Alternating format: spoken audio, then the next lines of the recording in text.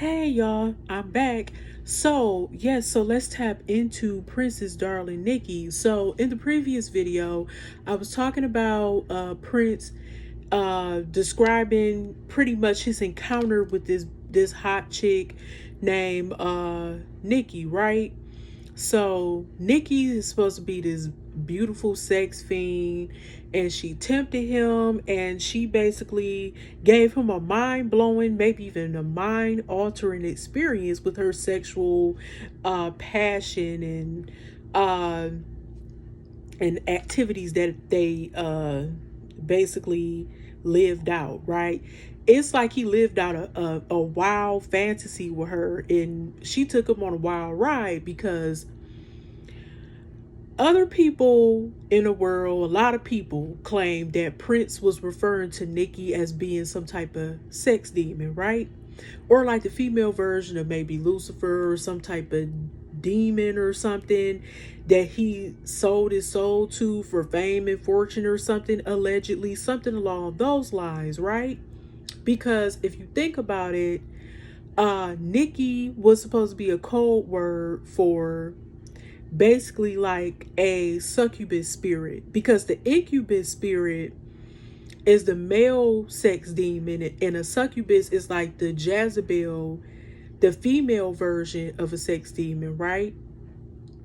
So NiKki basically seduced him sexually because, as we know, Prince was very sexual. He was a very sensual, sexual, seductive man, right?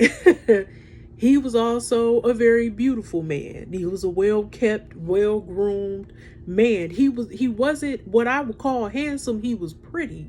Prince took, I would say, some pretty pictures, like a woman basically. Prince was also known as being like androgynous, as people would say back in the day.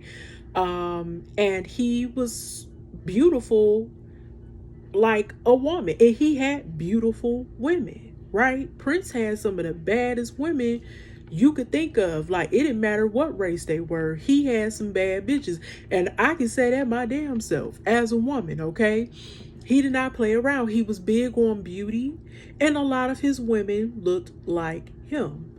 Prince was also a Gemini. He was a Gemini, right? So in the song, he said he met this sex fiend. She was masturbating in a magazine, with a magazine or whatever. And then she said, sign your name on the dotted line, and some, and NiKki start to cry. Like, the song. The nice little drums and everything. He was like, come back, NiKki, come back, And he was like, ah! He just lost it.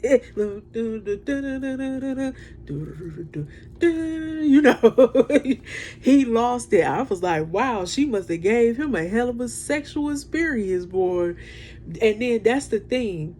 A lot of people say when they had sex with somebody who was like, had a demonic energy attached to them, that it was like mind-blowing because they are coming from a very low vibration. So I'm not even trying to crack jokes right now, but it's going to be otherworldly because they're coming from the pits of hell and they're trying to fuck your brains out pretty much.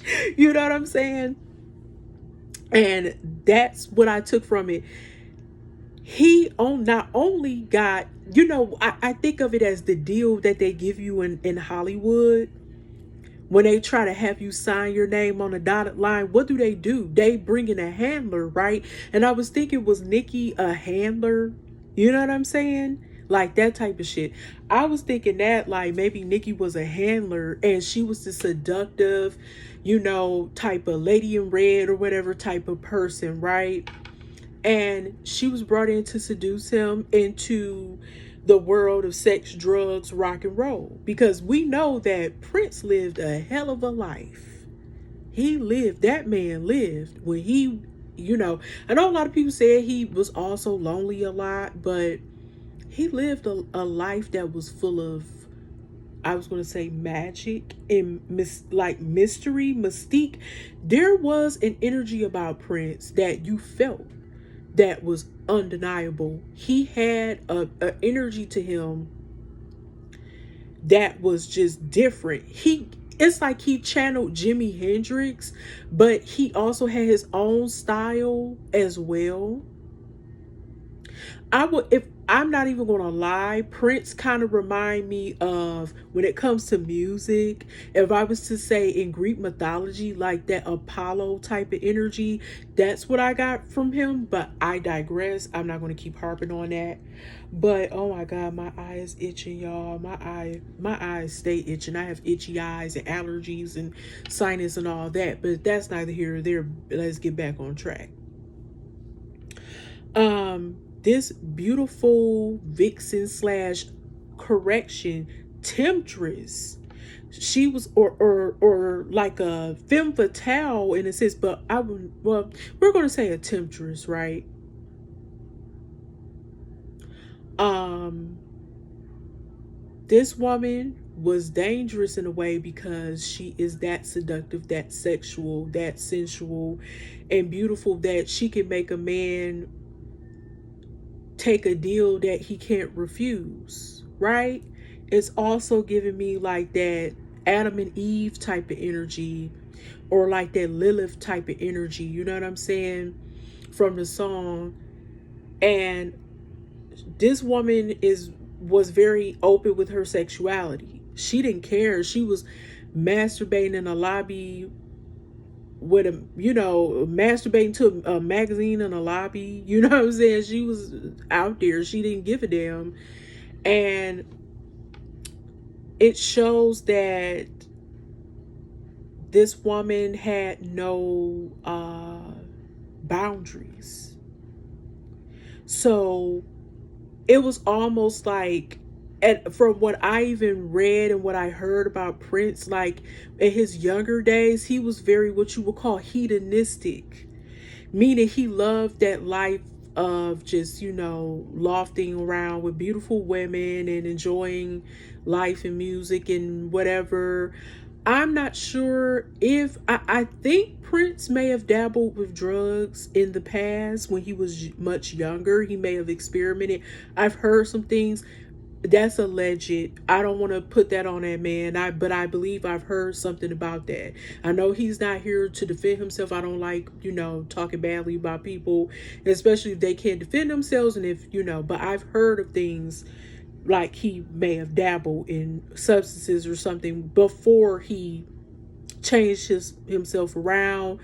Like I know about the taking the drugs for his the pain management, to manage the pain with his joints and stuff. And I believe that's why he was so addicted to that stuff, like the pills. But I mean, like, when I mean drugs, I'm talking like, even not just that. I'm talking like cocaine, or weed or heroin or some other mind altering substances, LSD, I don't know. I'm talking about those drugs as well.